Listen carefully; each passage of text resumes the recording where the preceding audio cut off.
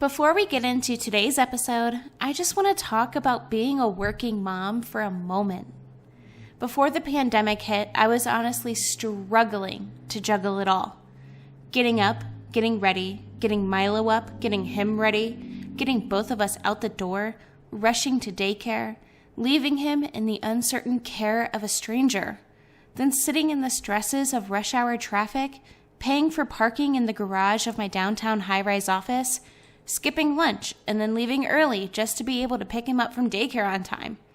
Corporate finance didn't match me as a solo parent, and that's why I chose to build my own home bookkeeping business.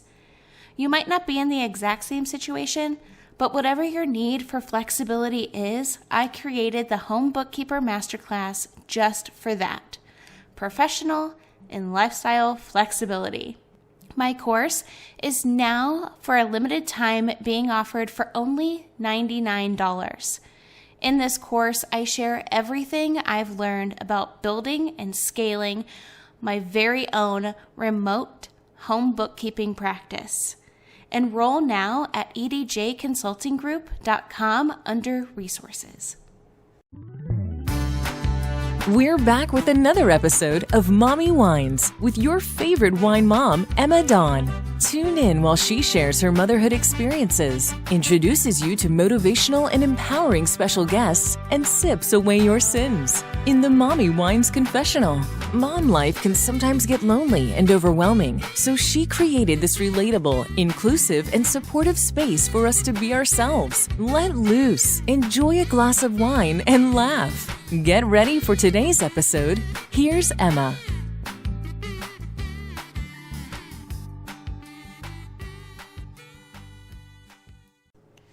Hello, wine moms. Welcome back to another episode of the Mommy Wines podcast. I am so glad you're here, and I am your host, as always, Emma Dawn. And in today's episode, I am talking with Susan, aka Admire Vine on Instagram. And if you love everything wine and pairings and style and fashion, you definitely have to go follow her, because there is nothing that makes me want to open my cupboard, pull out a glass, uncork a bottle, and take some sips, much like the wine porn she has all over her Instagram feed. Now, she is documenting a journey that she is going to be telling us more about in this episode. So if you love a woman, a single mom who's just got it going on, because she's got style, she's got grace, she's a winner, she's a lady. Whoa, she's a lady. Who knows that song? I don't know. That is the song that comes into my head when I think of Susan. And I think it's like Tom Jones. I don't know. It's a really old song. I love it.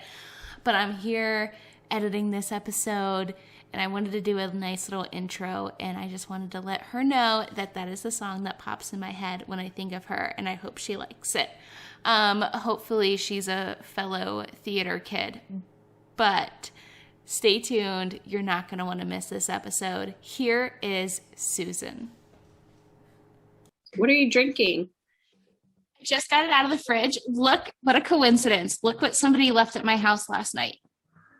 Ooh, what is it? Movo? Movo wine spritzers, raspberry rosé. There's 4 of them, and they have 4 different flavors. Oh, that sounds yummy. I don't think I've seen that. Look how cute the packaging is. I know. I love that, like the pink and the blue. That's super cute. But I was like, oh my God, somebody left those at my house. So I'm like, what a coincidence, because I'm going to try it. I want to get a bunch for us to like taste test on live, but I've never had a canned wine before. So I was like, I'm going to crack this open. No, let's definitely do some more tastings. I don't have canned wine today. I just have like my a pet nat that I've been drinking. I opened Friday. That's pretty. It's so pretty, and it's delicious, and I love it. It's sparkling. So cheers. Cheers. We'll get into the real episode now. I know. I'm going to try this really quick though. Yeah, I love canned wines. I'm a big like canned wine fan. Oh my God, that is so good. And it's not like it's not too like super bubbly like a soda. I just like how they're so fresh. You know, like when you open a canned wine, you just get like the level of freshness that it keeps the wine, to me, is like appealing. And I like how I can try, because it's just me. Like, you're a single mom, right? Yeah. So it's just, you know, it's just me and my son. So like, I don't. Single ladies. I know. I try not to open too many bottles. I'm like, it's just me. So I need to like finish one before I open another one. But with canned wines, you know, I can try different wines and not have a whole bottle to finish. Like, I can finish a can. Like, that's doable. Oh, definitely. I have a big problem too, because if it's like one of the One Hope bottles, because they're all screw tops, except for like their sparkling ones. If it's like a screw top, I don't have a problem opening it, because I can close it up. It's like pretty sealed up, and then I can just put it in the fridge. Yes. And I also drink a lot of like rosés or whites. I'm not like the biggest fan of reds. You said that you're not a big red fan. I know. And I feel like they're always corked. And then like I don't know. I feel like if you open a red wine, you just might as well finish it, because like, that's not as awkward putting it in the fridge. I give red wines like 2 days. Like, I know, I'm sure it can go a little longer, but about 2 to 3 days for me is the max, where I think like it's still good. And after that, I just have to call it a loss. And just, like, I have so many different wine stoppers, so I'm trying to figure out like which one really helps. And have you heard of the Corvin before? Yes, but they're so pricey. I got one on sale. Someone on Instagram, I cannot remember her name, she was like, oh, there's a sale on Corvin at Bergdorf's or something. I don't really shop there. I think it's more of like a high price luxury like site, but they had like 70% off their sale items. So I was able to get a Corvin for like $100, which is like, oh my God, very, very good, because they can go up to like $400. And I was like, I'm not spending that much money on a device, an accessory. That's a lot of wine and like other things I can buy for that money. So I have one, and I need to start using it. I know I measure everything now, and like, how much wine can this buy me? Like, before I buy something, that's like my new measurement. Like, those jeans are cute. How many bottles of wine can I get instead of these pairs of jeans or something? I have a problem. But I needed the Corvin I had, and I need to use it because I think it'll help preserve the wines like a little longer. Some people say it can last like a good maybe 3 weeks. Some people have said. I've heard like everyone that has one says like raves about it. And I think I was in, I need to go back through my emails because I think I was in communications with them to come on like as like a podcast sponsor. But I was like, I'm like, they're so pricey. So do you have honey on your computer? The little orange honey thing? No, I used to. Right. It tells you if there's deals going on, right? You gotta get it. It like saves my life. And before I didn't have it because I was like, oh, I just would rather buy in person. But then the pandemic happened, and now I like don't even buy my groceries in person. So I use honey so much. I swear it probably saves me at least $50 a week. That's good. That's pretty good. I think if you're looking for a Corvin, I know Bed Bath & Beyond, they sometimes have a really good deal on them. So definitely check that out. If I see, the last sale I saw, I posted it on my Instagram. So if I see a good deal on something like that, I share it with everybody. Like, go grab this. Like, if you want it. So you want to come say hi, Zippy? You know, I know I keep seeing your little doggy. Like, aw, what type of dog is that? She's my son's golden doodle. Aw, so cute. My son's been dying for a dog. Like, okay, let me tell you a story. We had a dog this Christmas, right? like the local humane center, and they had like these puppies. These were like 6 week old. Gosh, I can't remember the breed now. Bull mastiff puppies. Oh, jeez. And I know I love big dogs. I love huge, big dogs. I think they're calmer. They have the better temperament than the small little like chihuahuas that too much energy, and I cannot deal with it. Oh, definitely. Especially if you have a boy. Like Milo's so rough with our dog. If it was small, it would probably just like quiver and like hide from him. I think the same thing. So we got a dog. And I kid you not, we had this dog for 4 days, and I was like, this is not going to work. Like, the dog was great. We called him Droopy. He was the most adorable dog in the whole entire world. But it was just the fact that, like, you can't leave the two alone. Oh. Like, I was like, as a single parent, like, I cannot constantly watch you two 24 hours a day, 7 days a week. I was like, this is not going to work. Like, I need to be able to like go in the kitchen and make lunch, or like, you know what I'm saying? Like, be maybe in the room. Maybe try. Well, so we rescued Zeppelin when she was already just about to turn 1. And we rescued her on St. Patrick's Day. So, and then Salt Lake City basically went into their stay home order like the very next day, March 18th. Oh, wow. So, but like we got lucky. Like, honestly, we got lucky, except for the fact that she's really being annoying right now. Go lay down. Go on. But she came and she was like perfect. She was trained. She's like a nanny dog. So like when my son, during the pandemic, like we were just both home. So like I wasn't as like stringent on like nap times and stuff like his daycare was. Yeah. So he would like fall asleep on the couch, and like if he dropped his sippy cup, she would like pick it up, or if his like blanket was falling off, she'd like nudge it back up with her nose, and then she would just like cuddle up. And even now was she trained? Like she was already previously trained to do these things? Or? I don't think she was trained to do those things. I think it's just like her personality. That's and like amazing. she's so smart, but she's anxious as all hell. So like right now she's just like sitting on our couch guarding the window, and that's what she does all day. She just sits there and guards our house.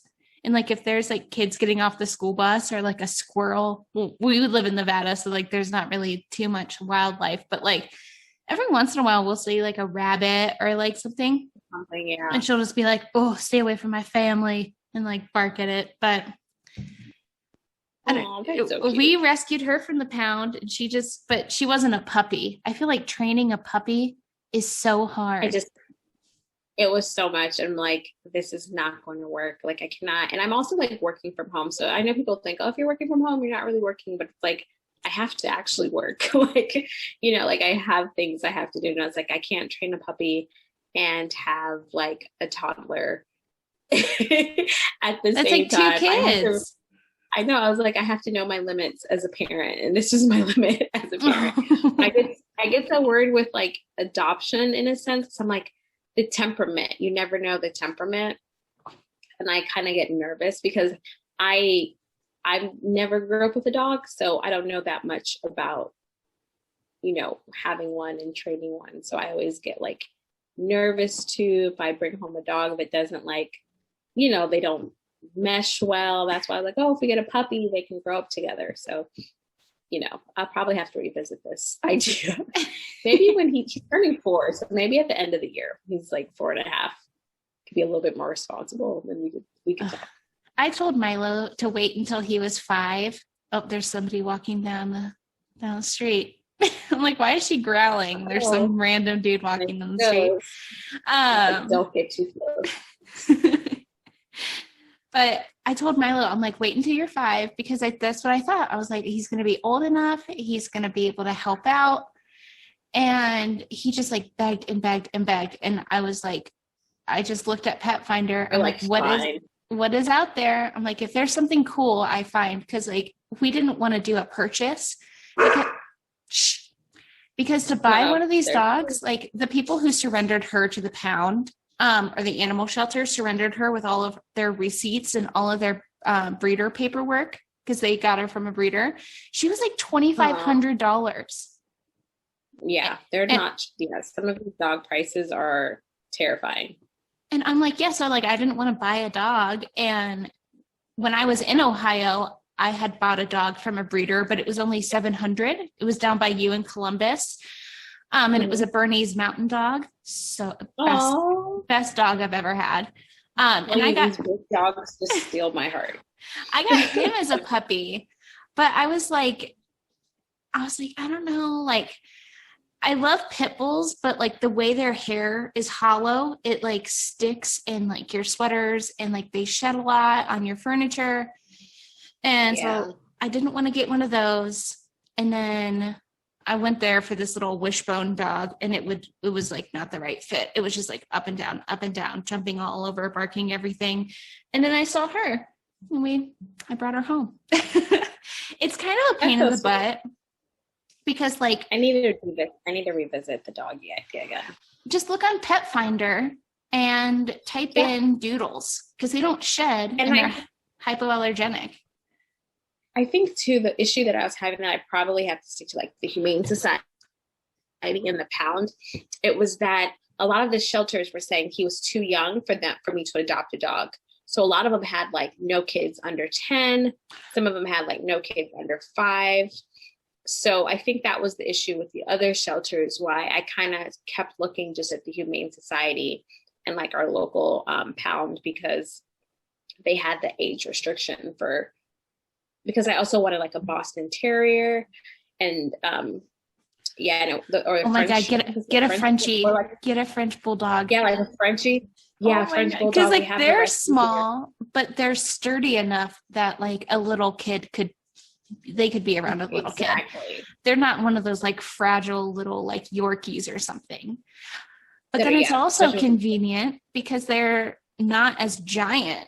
Like we travel a lot in the summertime and we go on like road trips and whatever. And I have her registered as an ESA, so she can come with us regardless. But it is kind of a pain in the butt when you're a single person traveling with a baby and a giant dog. It's a lot. But a Frenchie, oh my God, I want a Frenchie so bad, but they're like $6,000. Yeah, the price tag.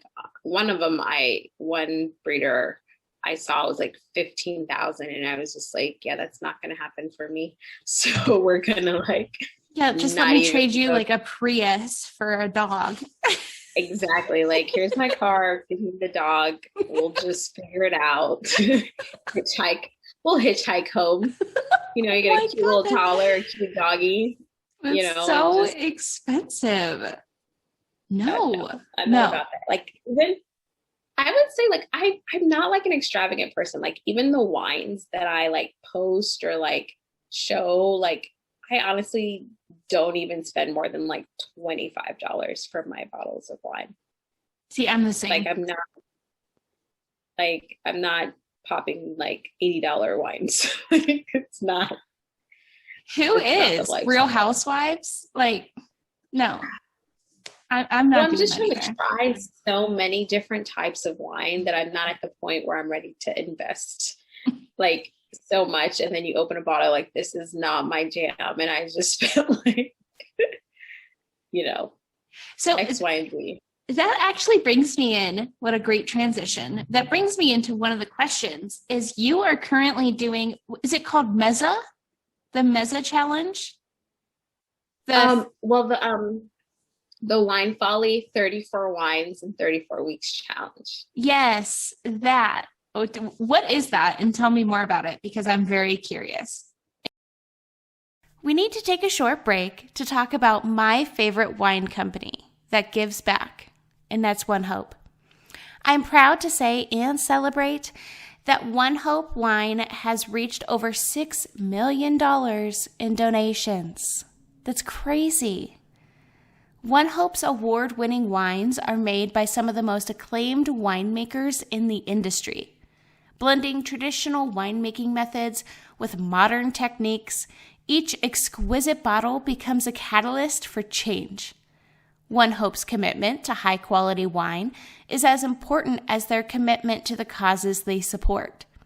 Through the sale of every bottle, One Hope has donated over $6 million to impactful causes around the world. They have built a school in Guatemala, funded over 19,000 days of clinical trials for breast cancer research, planted a forest in Indonesia, provided over 3 million meals for children in need, and found over 80,000 pets forever homes. If you're going to sip, then sip with purpose. They even just released the new tasting flights, mini bottles for you to have your own wine tasting right at home. Shop, ship, sip, One Hope at onehopewines.com/myshop/mommywines. Link is in the show notes below. Yes. Okay. Yes and yes and yes and yes to all the things about this challenge. So how did I find it?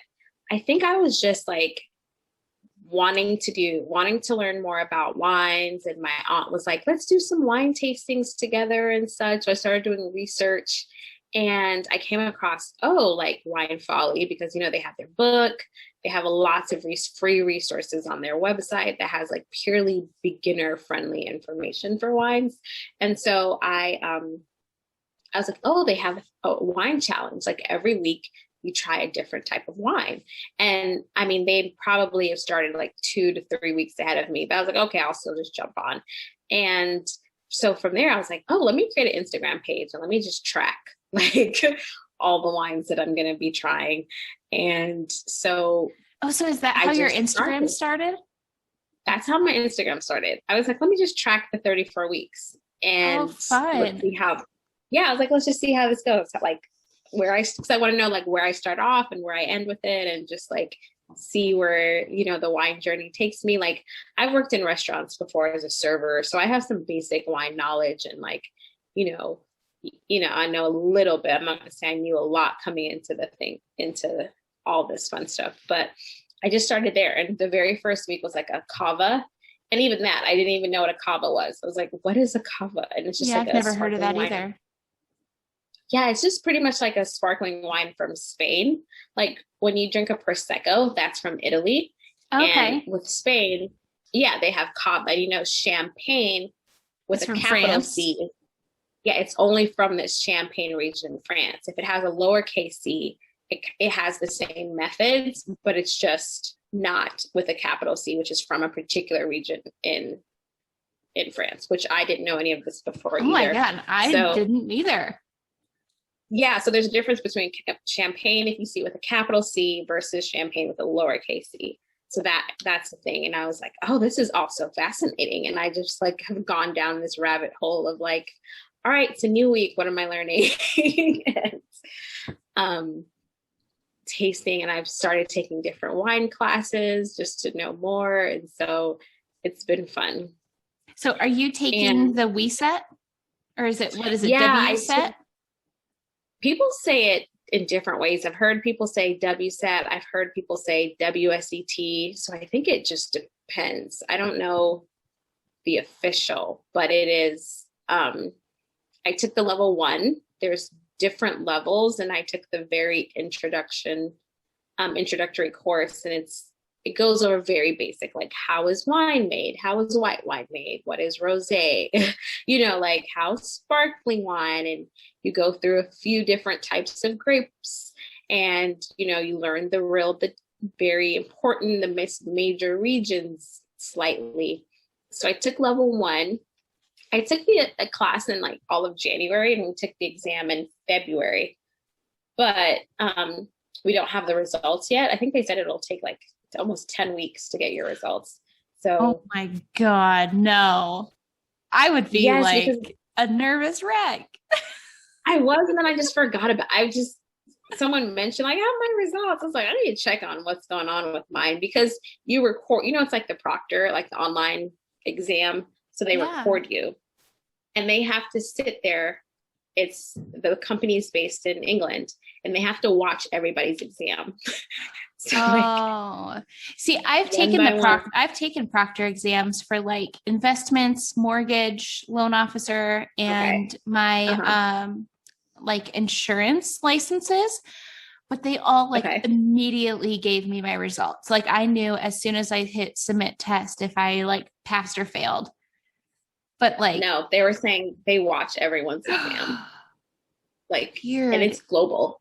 So everyone all over the world, they're watching one by one all the exams. So that would be such a boring job. I know, but I couldn't. That's not the type of work I could do. I'd be like, you did well. You passed. The person could have like got up, got a book, and, like looked at answers, and I didn't watch till the end. And I was like, you passed. Good job. Next. Everyone I graded passed. Every single one. Everyone you watched passed. I'm like, yeah, I don't know. I just have a really skilled, disciplined group of testers, I guess. Like everyone passed. There you go. Wine for all. Everyone, you get a pen. You get a pen. You get a pen. You all do. Yeah. So what is the WeSet, and kind of what inspired you to try to become certified in wine? One inspired me was just, when I like learning, I like having some form of like outline and some type of guidance instead of just like a free for all, like me just doing my own thing.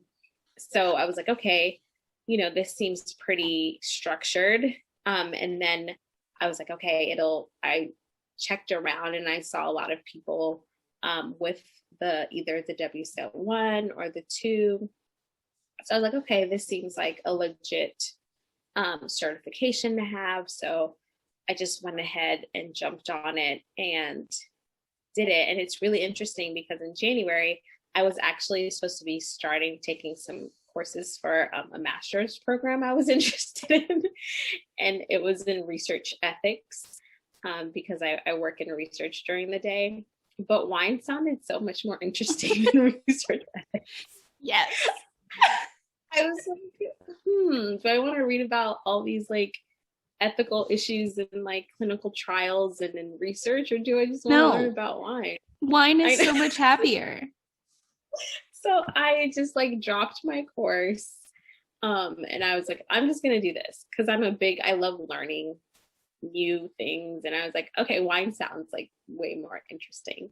So I was like, I'll just do this. So that's how it started. And that's how I'm here. So it's been really fun. And like Instagram community is really sweet. Like you reached out to me, like you're the sweetest person. And, like there's so many like really authentic people. I know people, social media gets this like bad rep about people being inauthentic and just, not being true to themselves or portraying some type of lifestyle. But most people I've come across is like the complete opposite. I know. So. It's funny because like that's one of the many reasons like I started this podcast is because back when I started, social media was still really into like the Instagram models or the picture perfect aesthetic feeds.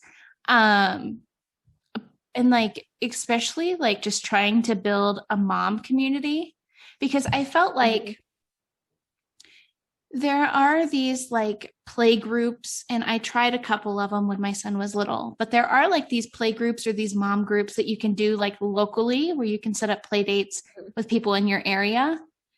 And that is just like the most nauseating, exhausting thing to do ever. I don't know if you're a fan of it, but it was like the worst for me because I like was more worried about interacting with a person face to face than I was like anything else.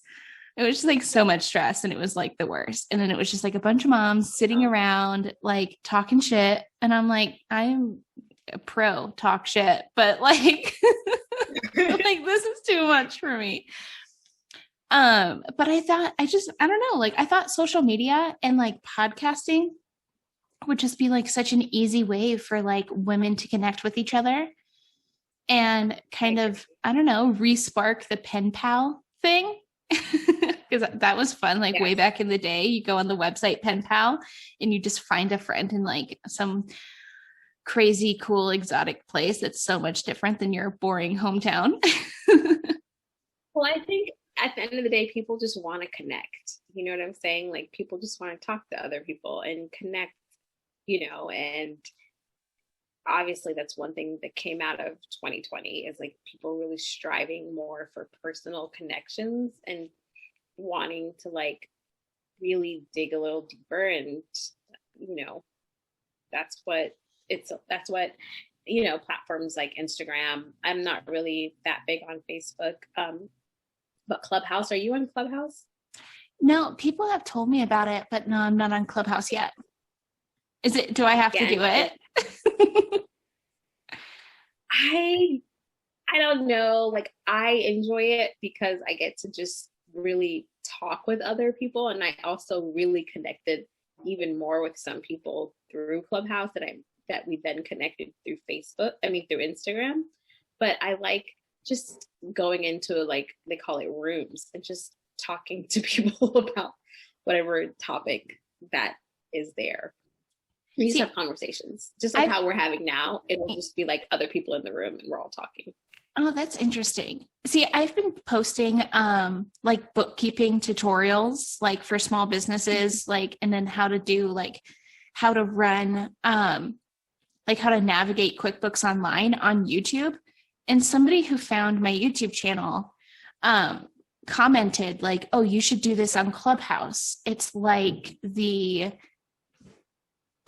professional version of like TikTok, but like different. It's like how people want to gain traction on Instagram, they use TikTok. It's like, I guess people who want to gain traction on YouTube can use Clubhouse, because I guess they have like educational rooms or tutorial rooms. I guess there's a room for everything, but I haven't checked it out yet. So maybe I will. There's so many topics, and it just depends on what you want to really go. If you want to use it like more for your business or more for your podcast, there's lots of mom rooms. I used to be a part of a mom room. We did like once a week, all moms, we just come together and we just talk about our week, talk about our kids, like fun. And that was great. I haven't, I think that we kind of all stopped because we all got really busy, of course. But I think it's whatever you want to use it for. Like you can use it more for business, and it could be strictly business. But for me, I go to there's a lot of wine rooms, lots of wine people. We just have like wine chats. So those are fun for me. I mainly use it for the wine people. But yeah, there's like motivational, and you can like people that are like marketing or how to be successful in life, and you can go in those rooms. But I just find my wine people like, what are you drinking tonight? Let's talk wine. I'm like, okay, fun, let's do that. Wine like people are the best people.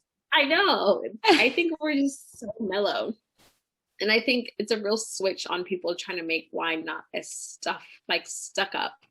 You know what I'm saying? Like, yeah. That's one of the things that like really intimidated me about wine. And one of the reasons, and you're coming on one in the future, are the live wine tastings. And yes, I'm excited. So, yeah, that's like another thing with my podcast is like, I just wanted to make wine fun and relatable, because back in the day, I was never like a wine drinker. And I definitely, I'm curious. I always ask this question, like, what got you into wine? But like back in the day, I was like a whiskey person or like a mixed drink cocktail person. Yes. And as I've gotten older and after having my son, I just could not hang anymore. Like my tolerance went like to zero. But like wine was something that I could like, I don't know, like each wine bottle has like a little story on the back, and it's not as like extreme as like straight up hard liquor. And that's kind of like what got me into it. And as I've learned more and more with having podcast guests or doing like the live tastings, it's been interesting for sure. I love wine people are definitely the best people because they are so mellow. And I think the stigma around wine being like prissy or fancy is kind of like, I don't want to say it's not fancy, because you definitely can get really fancy with wine, but like, I just don't think it has to be as complicated. You know, you don't have to be that pretentious person who's like swirling and sniffing and like calling out all the notes and like berating your poor server at a restaurant. The only, like, the one thing, like, it was like the first reel I ever posted was just like, at the end of it, I was like, wine is simply meant to be enjoyed, like, period, point blank. At the end of the day, that's what I think wine is. It is for you to simply enjoy. Like, to me, that's what it is in the simplest form. Like, either you're with friends, you're by yourself, you're out and about. Like, nobody buys wine and is like, ooh, I hope I don't enjoy this glass. Like, that's not, like, no one says that. Oh, there might be some Karens out there who are spite buying wine. Who knows? Maybe just to post like a negative review, like, I cannot wait. But at that point, yeah, at that point, wine is not their problem. They are their problem. Exactly. And for me, it's like, no matter what you drink, like, just enjoy it. And that's why I really try, like, to talk more about like what's in the bottle as opposed to be like, you need to buy this bottle of wine. Because one, we all have access to like different types of wine depending on where you are and so forth. So I try to be more like, what about this wine, or what about the grapes or the region makes this good? So that way people can go find something similar, or, you know what I'm saying? Or like, from that region, maybe it's a particular grape. They're like, that sounds interesting. And I'm not like, oh, this is the one you need to buy. This is the bottle. And it's like, no, because you're having people hunt down for one particular bottle, and there's so many great winemakers out there. And, you know, it's like, go find something similar and you enjoy it. And if you don't, then you can probably know more of the reasons why you don't like it, and find something you would like to drink when, you know, the kids are asleep, or with your dinner, or however you enjoy wine. I love the learning process when it comes to wine. It's definitely something that is a grown passion. I'm definitely not like a winery kid who like grew up with it. Absolutely. Mm-hmm. I think my aunt is the only big booze hound in my family. So I didn't even really grow up with like my mom drinking wine or anything. It's just something that like I've kind of found a passion for and grown into as I've gotten older. And you're so right. There's so many different things, like everything factors into it, which is something that makes wine so unique, is like the soil, the process, the region, the type of grape, which who knew there were like, I always thought there was just red and green. Like, but there's like so many different types of grapes. So many. It's fascinating. It is. It's all like, it's its own little world. It's to be in such a small bottle, like it's a whole entire like world behind wine, which is interesting. I love it. So you mentioned that I found you on Instagram, and I did, because it's a known fact here at Mommy Wines that I just like stalk all the cool people on Instagram. It's where I do it's where I get most of my guests. But hey, it's research. It's a great place to connect. But I noticed that your Instagram is super artsy, and you did a whole highlight of, well, first of all, the jumpsuit roller skating reel is gold. That is prime time Instagram content. That is just Susan. Like, that was what I was doing, like, before it, like, it being, I was like, let me just record me going out and skating. I have like 3 pairs of roller skates. I'm prime like, time. super dorky, like out there in jumpsuits skating when I don't have my son around. Yeah, loved it. But you also did a highlight. Was that back in February, where you paired artists with winemakers? That was so interesting. All that. Yes. It was very interesting. I was trying to find different ways to connect with wine, and I studied art history in college. I grew up in Los Angeles, so I went to performing arts schools pretty much from elementary to high school. So like dance, like jazz, ballet. I just studied musical theater, drama, all of that fun stuff is what I grew up doing. Fun. And so, yeah, and you know, my day job is not in the arts, but I was like, it's such a big part of my world and my lifestyle. Like me and my son, we go to the museums all the time. Of course, pre-pandemic, and then I was like, I need to put my degree to work. I spent so much time getting this degree, and it's so part of my, you know, my life. And I'm like, I think wine, there's lots of similarities between art and wine, and even artists and winemakers. So so I decided, like, how about I just share the two? Like when I learn about a particular wine, most wines that I learn about, I don't share it too much, but anytime I learn about a particular wine, I feel as though there's an artist or art movement that like immediately like I think about. And so I was like, how about I share this and see how this goes and how, you know, people react to it. So that's kind of where I got it from in the series, was pairing Black artists and Black winemakers.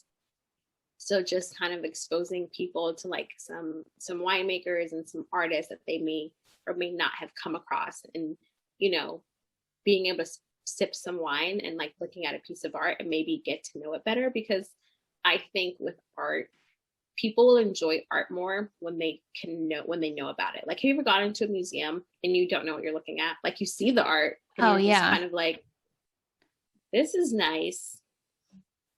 I see it obviously, but I'm not, I don't know what's happening. yeah. If there weren't people who like worked there, I would do my lap. I would see everything that needed to see, and then I would get right out of there. But like, yes, when there's people who are working there and they like come up to you and tell you like a little bit about the artist or where they're from, or just like what the piece is about, like that's kind of where art becomes interesting. And I'm sure like the people who spend all of this money on art, like they buy it and it gets delivered and hung up in their house, and then they probably tell that same story every time someone new comes over. And it's just like regurgitated. Because one of my bookkeeping clients used to be in like this kind of prestigious art gallery.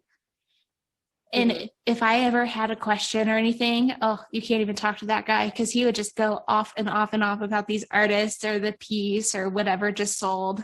No. And I'm like, man, if I had a piece of fancy art like that is the story that I would tell every single time somebody new came to my house. And it's like, let me tell you the story about this piece, and then you go off. But I think that's the thing about art. Like, once people know about it, it becomes more relatable and enjoyable. And so, you know, that's just kind of been what I wanted to do, make it more enjoyable and relatable, especially in terms of like wine.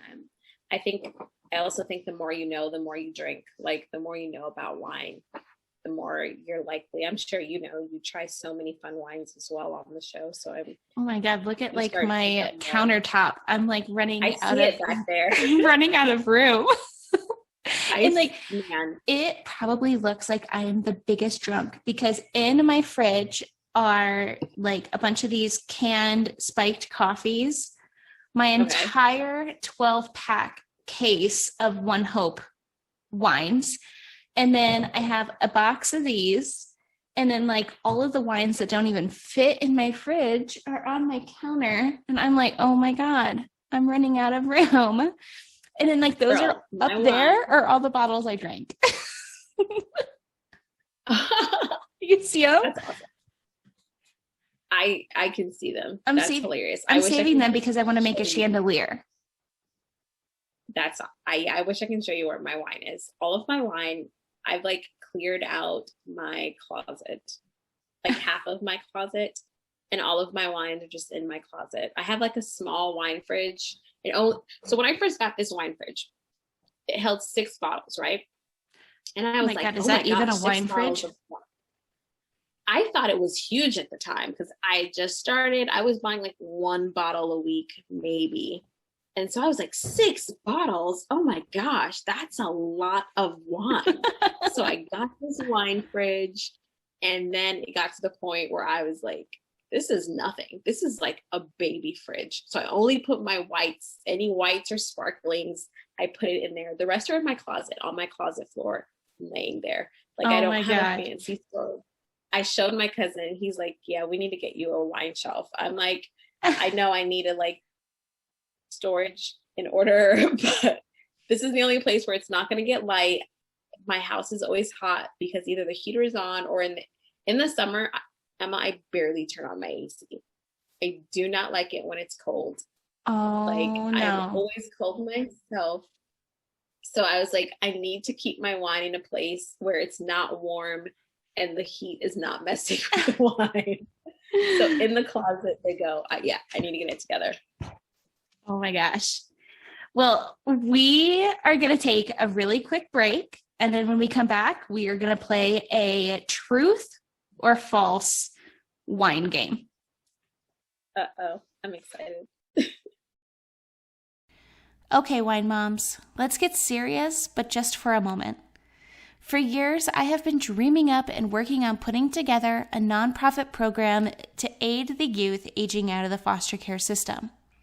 Recently, I submitted this idea to the heads of the Department of Child and Family Services here in my state, and thankfully, my program was approved. They saw an overwhelming need, and the Sterling Lives program is now moving forward. But to make this a reality, we will need more than the little bit of government funding allocated for these youth. Most of these youth aging out will face homelessness, addiction, incarceration, or worse. At best, many continue the cycle of negativity by entering into criminal organizations and gangs, or abusive relationships that result in unwanted pregnancies, poverty, unsafe work trades, leading to even more children entering the foster care system and families living off government welfare. To break these chains and end the cycle, the Sterling Lives program is dedicated to helping aged out youth transition into healthy, productive adults, granting youth eco-friendly and affordable housing, safe work opportunities with flexible schedules to prioritize mental health, education, and job training, all while boosting America's rural economy with sustainable, environmentally focused tourism. Ways you can help are by snagging up some MWP merch, drinking One Hope wine, and donating directly at the Sterling Lives GoFundMe. All links are in the show notes below. Wine moms, I have a confession. Coffee is one of my major food groups. Having my son home with me all year through a pandemic, expanding my home bookkeeping practice, EDJ Consulting Group, getting my nonprofit program, Sterling Lives, approved, beginning to homeschool, starting sports, getting roped into being a coach. It's honestly what keeps me going and retaining the little bit of sanity I have left. Coffee over cardio is my go-to lifesaver. It's owned and operated by female entrepreneur Abby Scott, and it's all carb-free, sugar-free, keto-friendly, and gluten-free. With super fun flavors like birthday cake, cinnamon bun, French toast, vanilla hazelnut, my favorite, and so many more, you honestly can't go wrong. Coffee over cardio has all your coffee accessories like tumblers and frothers, creamers, and my must-have hydrate you can add to coffee or water, upping the flavor and hydration with electrolytes. Abby is seriously a genius. Get 10% off when you use my code 10EMMADAWN and free shipping on orders over $85. Once again, that's code 10EMMADAWN, and the link is in the show notes below. Nice little break for a commercial and a bathroom break. Exactly. Okay, are you ready? So I am ready. I normally send out these outlines, but I didn't send you one because I have the game with all the answers on the back. Okay. So I have no idea what to expect. Okay, let's go. So it's a true or false. Now, you just have to say if the statement is true or false, and then I will go ahead and read the answer.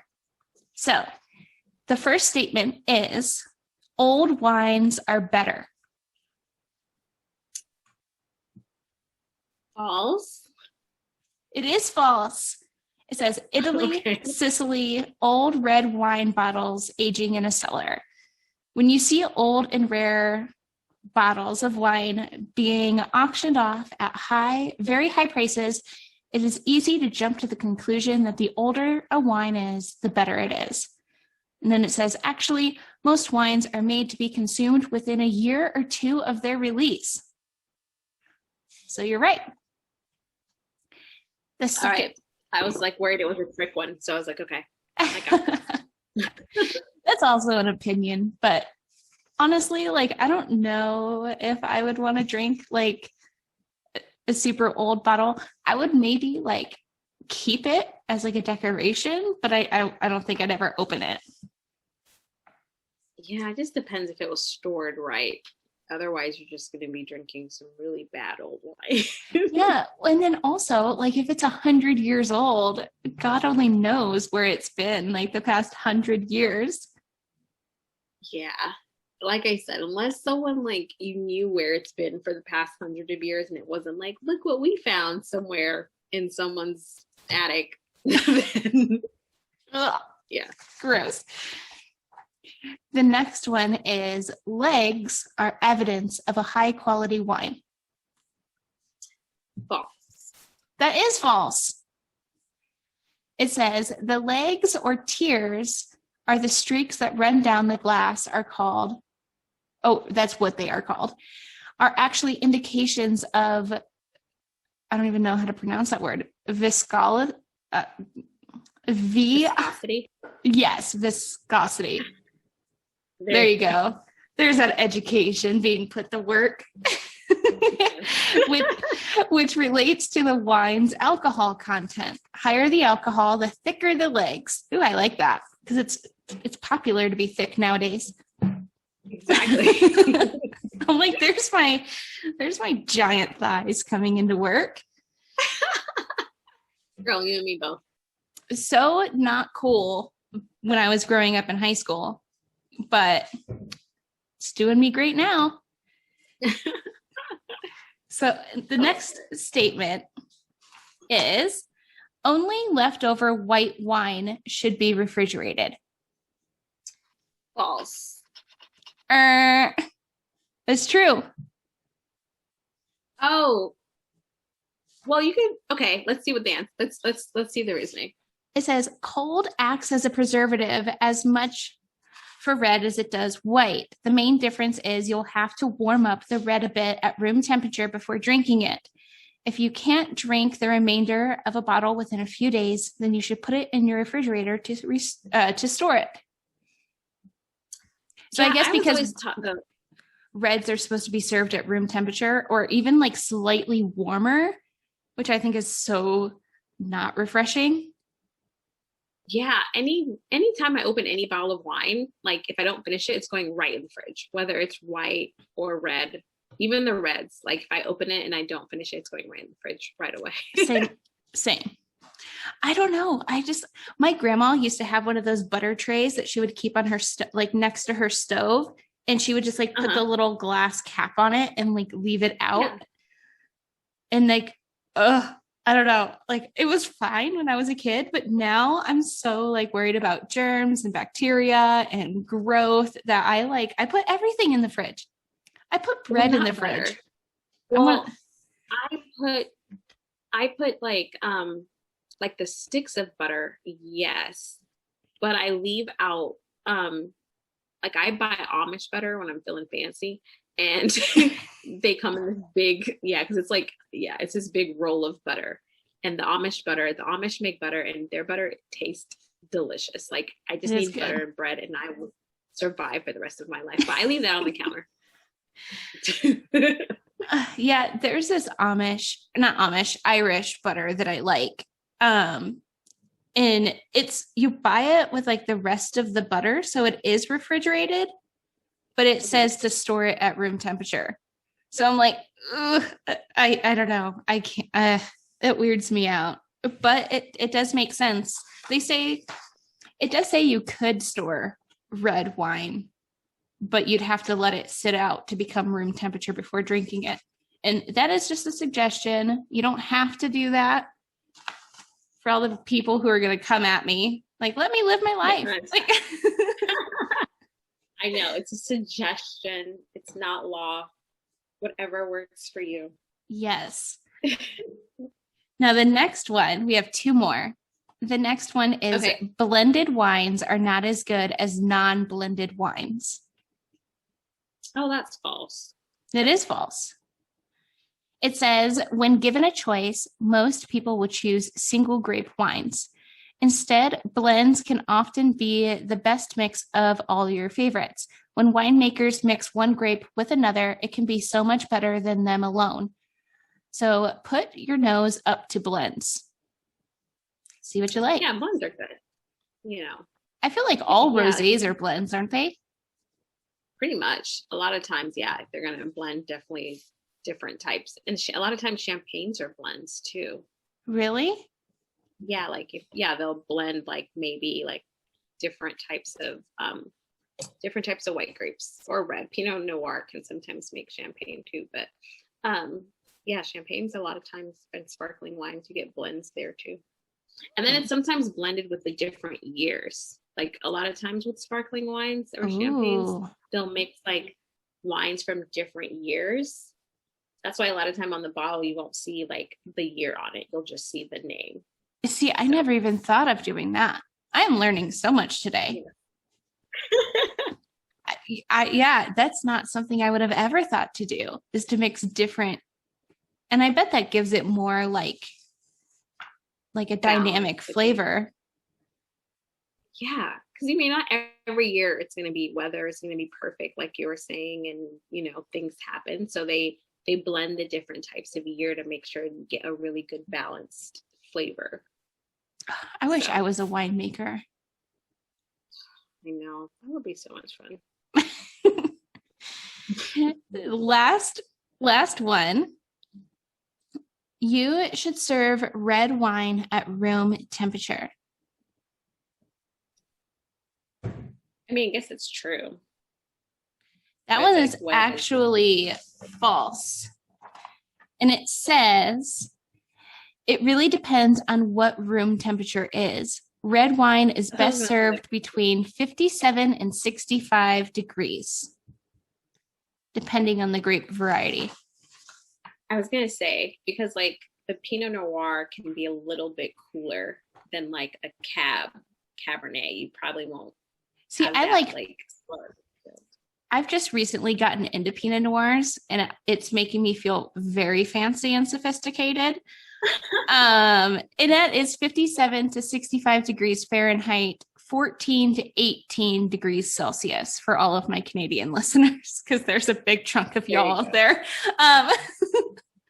Oh, good old Canada. But like, I just drink my Pinot Noirs, and this is probably going to freak everyone out who's like a wino listening to this, but I just put them in the fridge with my whites. And then if I find a Pinot Noir that's like a little too bold for me, then I just put a little Pinot Grigio in it. That's very interesting. And then I just blend it myself at home. DIY. There, look at you.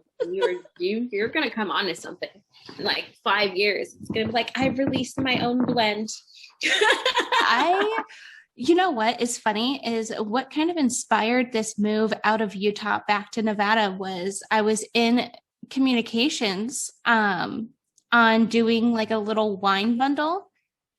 where it was going to be like, I was going to be like blending and tasting and creating, like working with a winemaker to create my own little wine bundle. And it was going to be like a gift set that you could buy around like someone's birthday or Christmas or Mother's Day.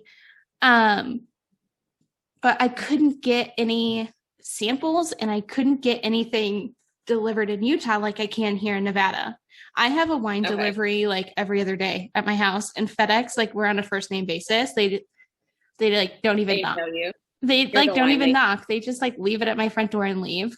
They don't check my ID anymore. They don't do anything. And I'm like, yes. So because before when I would get wine deliveries, I would have to like sit like by my door to make sure I didn't miss them. You had one that went to like the wrong place that you were like sharing in your stories. I think I remember you saying it was that box of 12 bottles from One Hope. It was like an entire case of wine, and it like got put onto the wrong truck, and it went to Salt Lake City to like the FedEx hub or whatever in Salt Lake City. But because it was wine, they couldn't like have it leave Salt Lake. So it was stuck in Salt Lake for 4 days while they figured out how to give me my package. And I literally had to sit like by the door for like 4 days because it was supposed to be delivered on Friday. And I got it. So not Friday, not Saturday, not Sunday, and not Monday. It came on like Tuesday. And I was like, are you freaking kidding me? That was like an entire weekend that me and my son could have been outside doing something, but no, I'm waiting for FedEx. I know. I think the whole like wine laws and shipping and all of that by state, like, oh, if you're in this state, you can't get it, or if you're, it's just like, it's just insane. Yeah, it's really annoying. Those bottles, these black bottles over here, or actually, I think they're like green. I think wine bottles are green, aren't they? Look black. But those are Poundstone. And she was just getting, so they have a winery in a boutique winery in California. And they've always been in restaurants and at their own private winery. They never really did online sales. But since the pandemic, the restaurants have shut down, stuff like that. So we had to push back our live wine tasting because she was like trying to figure out how to get this like wine shipping program. And then you have to get all these like, I guess, permits, and you have to get like verified by every single state you ship to. And I'm like, we are all grown-ups. Okay. Let us live our life. So just ship it to my house. I don't care where I live. Like if you're not in a position in your life to handle a wine delivery, no one's forcing you to buy it. But I always think the funniest label on like you see when you get a wine delivery is it says like, if this person is inebriated, do not deliver them the wine. And I'm just like, that's the whole point, people. I was like, how do you really like judge if someone is like, I doubt majority of people are coming like stumbling to their door like to sign for their like package. Like I know like alcoholism is like serious and everything, but I doubt most people are like, yeah, let me just sign for like stumbling just to get their wine. We're usually sober. It depends because FedEx delivers up until 8 o'clock here. So, oh well, yeah. Some days if you're showing up late. Can you imagine if the UPS guy was, or like the FedEx guy was like, not today, Susan. Like you're slurring too much. I'll be back tomorrow. Like, just give me my wine, please. Like. It's just me and my babies.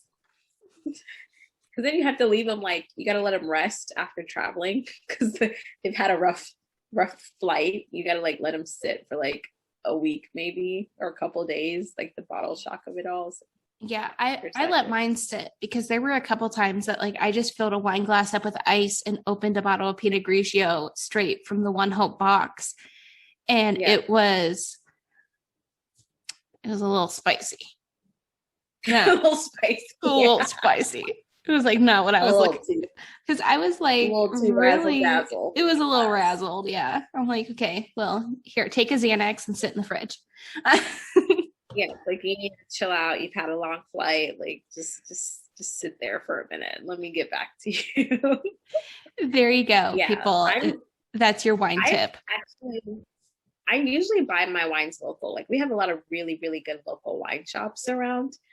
So I don't have to order wine too often, only if it's like a really good like winemaker and I can't get their wines like locally. But I've never had to buy wine during like the summer. So I don't know if they ship wine during the summer because it's too hot, or like do they ship them in coolers? Like I don't know how it works. So yeah, so they do. They ship all year round, and they're all kind of like insulated with this like cardboard stuff. And then I would imagine, because when I talked to the people at FedEx, it was like surprisingly warm here already. So I was like, okay, well, I have white wines in there. Are you shipping this on a temperature controlled truck? And it was on a temperature controlled truck until it reached the local distribution. And then I'm like, okay, well, by then, if you're packed, like if I think they just like ship it the same as they would like Home Chef. Oh, okay. Or like HelloFresh. My son's awake. But he's awake. He's awake. I was like, we went to get ice cream because I was going to try to help the ice cream and keep him occupied while we record. My goodness. Hi, cutie pie. And he fell asleep in the car coming back from getting ice cream. And so I was like, oh, this is great because now I can record this podcast without like interruption. So he made it. So Aw. Yeah. Do you want to say hi to everyone? You want to say hello? Oh. He didn't get to eat his ice cream. So now he's like, where's that ice cream that I fell asleep getting? Well, go eat your ice cream. And we will save your confession for when we go live. I think that will be fun. But tell everyone who's listening to this episode where they can find you online and on social media.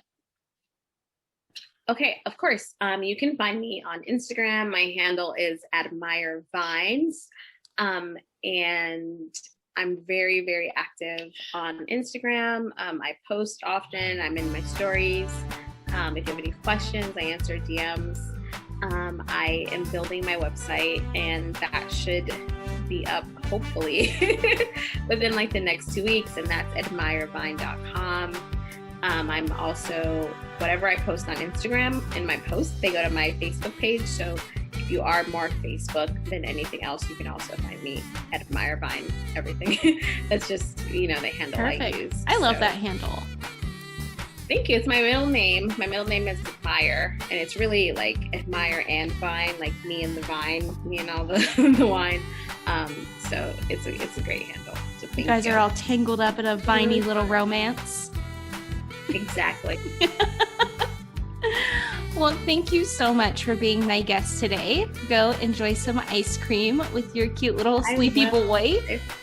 I know. This has been wonderful. Thank you so much for inviting me. I've had a great time, speaking with your audience. Me too. And I look forward to opening up some new canned wines with you on live. Absolutely. So we will chat soon. Thank you so much, Emma. You're welcome. Bye. Bye. Hey, wine moms. I'm sure you've already heard, but the MW Wine Club is a virtual happy hour, and it's here. Not here on the podcast, but here in the world. It is something that is happening over on IG. This is a virtual happy hour where I go live on Instagram with real wine industry professionals. I try new sips, we host giveaways, and we play games and contests. And I also create delectable cocktails. And most importantly, I connect with all of you. Best part is it's absolutely free, and you get to engage from the comforts of home.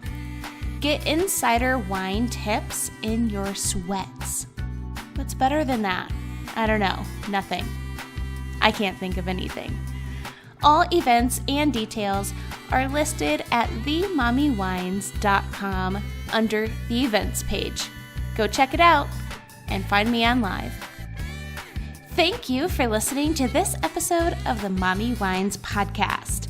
Make sure to leave a rating and review. And don't forget, if you're listening on YouTube, to give this video a big thumbs up and make sure to subscribe. And feel free to share this episode with your friends. Be like, hey girl, just listen to this super awesome and relatable podcast from Mommy Wines. Here's the link to the episode. Have fun. You know. And to support the show and keep it growing, snag some MWP merchandise available at themommywines.com. You can also find all of my wine gadgets and my favorites right there under the shop page. For even more tipsy content, follow Mommy Wines Podcast on Instagram. On IG, I go live with real wine industry professionals. I try new sips, connect with all of you wine moms, and share some pretty funny memes, if I do say so myself. All sponsor info and links will be available in the details below. So until next Wine Wednesday, mamas, parent and drink responsibly.